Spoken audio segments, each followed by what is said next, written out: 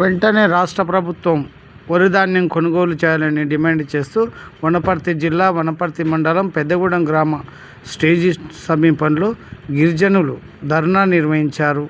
ఒడ్లు కొనుగోలు చేసేంత వరకు ధర్నా విరమించేదని స్పష్టం చేశారు. ఎందుకంటే గతంలో కూడా టీఆర్ఎస్ గవర్నమెంట్ లో 10 సంవత్సరాలు మేము నిన్న మిల్లు కాడికి పోయి చూపినాం. అయ్యా గత పాలకులనే కాదు, గతమైతే మొలకెళ్ళినా కూడా ఒడ్లు కొన్నారు, కానీ ఈ రేవంత్ రెడ్డి గవర్నమెంట్ లో మేము కొనే పరిస్థితి లేదు. ఈ రోజు ఆయన చెప్పడం జరిగింది, మీరు ఒడ్లు తూరు పట్టి మన ఇప్పుడు ఎట్లా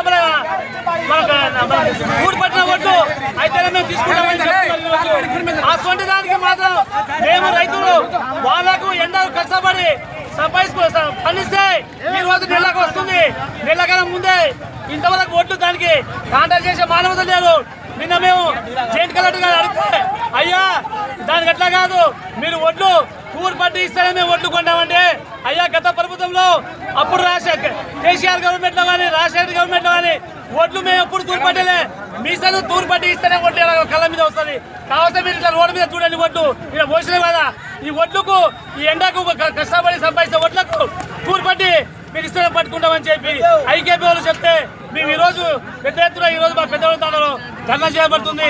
అయ్యా మీకు ఇంద్రమ్మ పాలన అంటే మేము మా వాళ్ళు లంబడోళ్ళు ఈ మామూలు డిస్టిక్ లో, ఉమ్మడి మామూలు డిస్టిక్ లో ఎక్కడ ఓటు వేయలే లంబడోళ్ళు మాత్రం.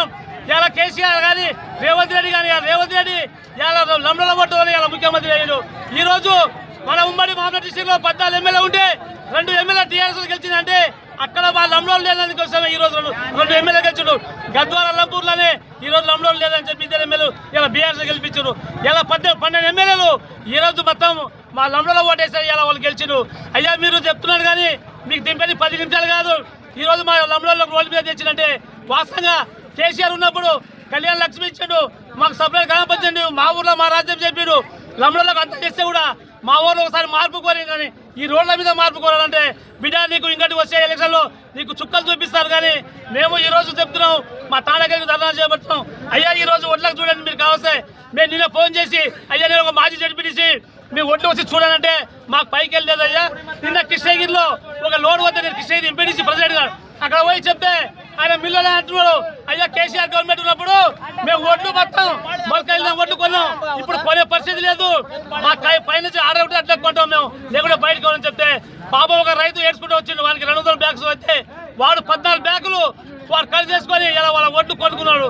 అంటే ఆయన ఈరోజు ఒక కుర్మా అని చెప్పి రైతు ఏడ్చుకుంటూ వచ్చినాడు. వానికి 18,000 20 ప్యాకెట్ 200 ప్యాకెట్లకు 20 ప్యాకెట్లు కట్ అయితే వానికి ఎంత 18,000 లాస్ అయ్యాయి.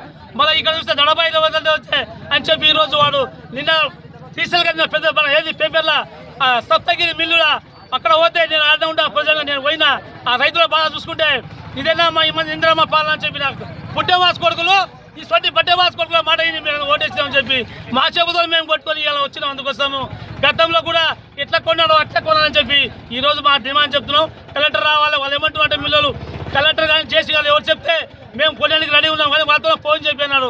మేము ఫోన్ చేస్తే రెస్పాన్స్ లేదు, ఎమ్మెల్యేకి ఫోన్ చేస్తే ఎమ్మెల్యే కొంతమంది చేస్తే వాళ్ళు ఫోన్ రిప్లై చేయాలంట.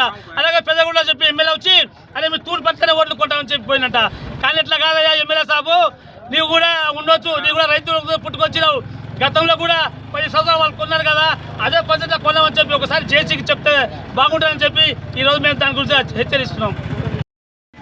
ఈ పెద్దగూడెం తాండా నుంచి ఇక్కడ వరిసేను కోసి 25 రోజులు అవుతుంది. ఒట్టిగున్న ధాన్యాలు ఒడ్లు ఇలా కళ్ళంకాడ కుప్పలేసుకొని వానగాలికి వడగాలికి అన్ని తట్టుకొని రైతన్న మా డిమాండ్ ఏంటంటే ఒడ్లుల తాలు ఎక్కువ ఉన్నాయని చెప్పేసి తాలు లేదు. గతంలో మన చెట్ల నుంచి బంతి తీసి దాంట్లో మట్టి రాళ్ళు రప్పలు అన్ని వచ్చేది. కాబట్టి ఇప్పుడు యంత్రాలు మిషన్లు వచ్చినాయి. కాబట్టి రైతే రాజని మీరే చెప్పారు కదా, అధికారులు వెంటనే స్పందించాలి. తాళ్ళు ఒడ్డుల తాళ్ళు లేవు. రైతన్న మట్టి పట్టుకుంటే బంగారమైన పంటలు పండించిండు. ఇవాళ ఈ రత్నమైన ధాన్యం 3 పూటలు అన్నం పెడుతున్న రైతన్నకు ఈరోజు రోడ్డు మీద తీసుకొచ్చినదంటే ఇక్కడ ఉన్న కలెక్టర్ కావచ్చు, ఇక్కడ ఉన్న ఎమ్మెల్యే కావచ్చు, ఈ రాష్ట్ర ప్రభుత్వం కావచ్చు, వెంటనే 10 సంవత్సరాల నుంచి గత ప్రభుత్వము చాలా మంచిగా కొన్నారు. కోసిన వెంటనే మీ ఒడ్లు ఎండిపోయినాయా?